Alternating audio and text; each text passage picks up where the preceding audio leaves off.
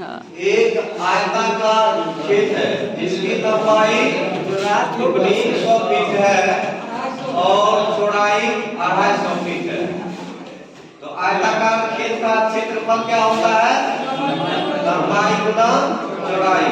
लंबाई 300 है, चौड़ाई 250, दोनों को गुना किए 75,000 वर्ग फीट। क्या निकल के आया है? क्षेत्रफल। चूंकि 1 डिसमिल में 435.6 वर्ग फीट होता है, इसलिए डिसमिल बराबर 75,000 कुल क्षेत्रफल में 1 डिसमिल के मान से भागा दिए। भागफल जो प्राप्त हुआ 172.17। यहाँ पे निकल के आया है डिसमिल। अब जो है धूल निकालना है। धूल बराबर फॉर्मूला क्या होता है? डिसमिल गुना 193.6 बटे में लंबी का अलग स्क्वायर। डिसमिल को 193.6 से गुना किए और बटे में 5.5 का लंबी 5.5 था, 5.5 का स्क्वायर किए। दोनों को गुना किए, डिसमिल को 193.6 से गुना आया, 5.5 का स्क्वायर किए 3.25 आया।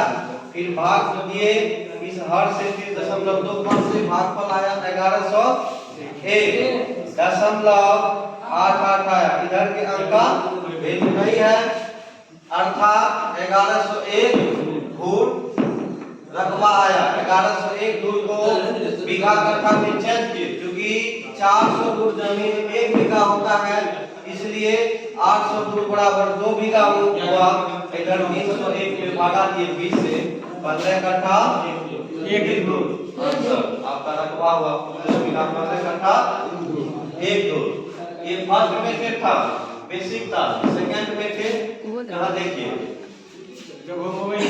क्योंकि 1 धूल जमीन जो है 68.06 स्क्वायर फीट होता है। यह कहाँ पर होता है?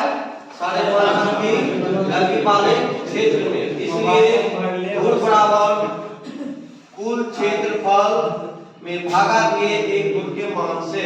कुल क्षेत्रफल था 75,000, उसमें भागा दिए 68.06 से, भागफल प्राप्त हुआ 1101 धूल, अर्थात 1101 धूल।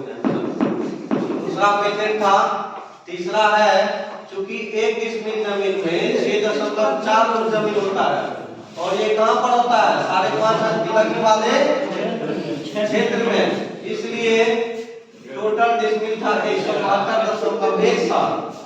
इसीलिए धूल निकालने हेतु 6.4 को गुना किए 172.17 से, 6.4 से क्या गुना किए?